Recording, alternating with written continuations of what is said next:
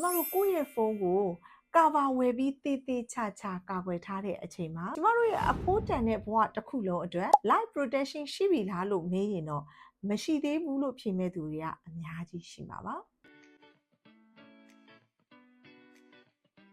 ကျမတို့ကများသောအားဖြင့်မျက်စိရှိမှမြင်နေရတဲ့အရာဝတ္ထုတွေကိုရှေ့တန်းတင်ပြီးတော့ဦးစားပေးကာကွယ်တတ်ကြတာများပါတယ်ငါမှဒါလေးပဲရှိတာငါဒါလေးရှိမှဖြစ်မှာဒါလေးပြည့်စည်သွားရင်မဖြစ်ဘူးဆိုပြီးတော့ကျမတို့အပူတပြင်းကာကွယ်တတ်ကြပါတယ်ဥပမာအားဖြင့်အနည်းဆက်ဆုံးပေးရမယ်ဆိုရင်ကျမတို့လက်မှာအမြဲတမ်းကင်ထားတဲ့ဖုန်းလေးတွေပေါ့ကျမကိုယ်တိုင်လည်းပဲဒီအတိုင်းပါပဲဖုန်းအသစ်ကလေးဝယ်မယ်ဆိုရင်ကျမတို့ screen card ကလေးတွေကတ်တယ်ဖုန်းအပေါ်အဆင်းဖြစ်သွားမှာဆိုလို့ကျမတို့ကာဗာလေးတွေတက်ကြတယ်နည်းနည်းလေးမှအစင်းရထင်တာပုံပဲ့တာမျိုးကိုမလိုချင်ပါဘူးဒါပေမဲ့ကျမတို့ကိုယ့်ရဲ့ဖုန်းကို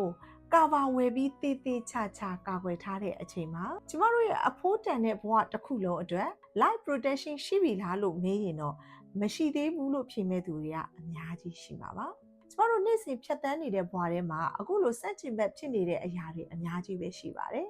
နောက်ထပ်ဥပမာတစ်ခုပေးရမယ်ဆိုလို့ရှိရင်ကျမတို့ကိုစီးနေတဲ့ကားလေးအဆင်ပြေပြေမောင်းလို့ရအောင်အင်ဂျင်ဝိုင်လဲတာကား service အတွက်သေးသေးချာချာပြုလုပ်ပြီးတော့ကားအတွက် insurance ထားကြပါမယ်ကိုယ့်ရဲ့ခန္ဓာကိုယ်အတွက်ကိုယ့်ရဲ့ကျန်းမာရေးအတွက် health insurance ထားဖို့ကြတော့မလိုအပ်သေးဘူးလို့ထင်တတ်ကြပါတယ်ဒါတွေကိုကြည့်ချင်းအဖြစ်ကျမတို့ကနေ့စဉ်သုံးပစ္စည်းတွေပြင်ပအရာဝတ္ထုတွေကိုကျမတို့ပျက်စီးမှာကိုပဲအမြဲပူပန်ပြီးတော့ကာကွယ်ဖို့ကြိုးစားနေကြတာပါတကယ်တမ်း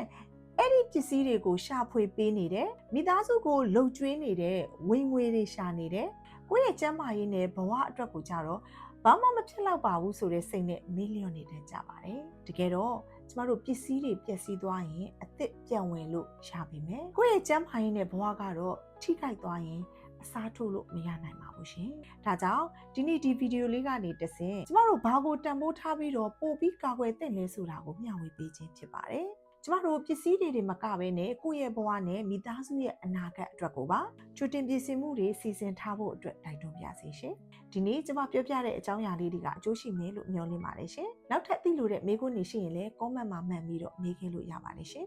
ကျမတို့ AI မြန်မာရဲ့ protection အကောင်းဆုံးအာမခံများအကြောင်းကိုအသေးစိတ်သိရှိလို့ရဆိုရင်တော့အချိန်မရွေးဆက်သွယ်ပြီးတော့တိုင်ပင်ဆွေးနွေးနိုင်ပါတယ်ရှင်တာယာပျော်ရွှင်တဲ့နေ့ကိုပိုင်ဆိုင်နိုင်ကြပါစေကျေးဇူးအများကြီးတင်ပါတယ်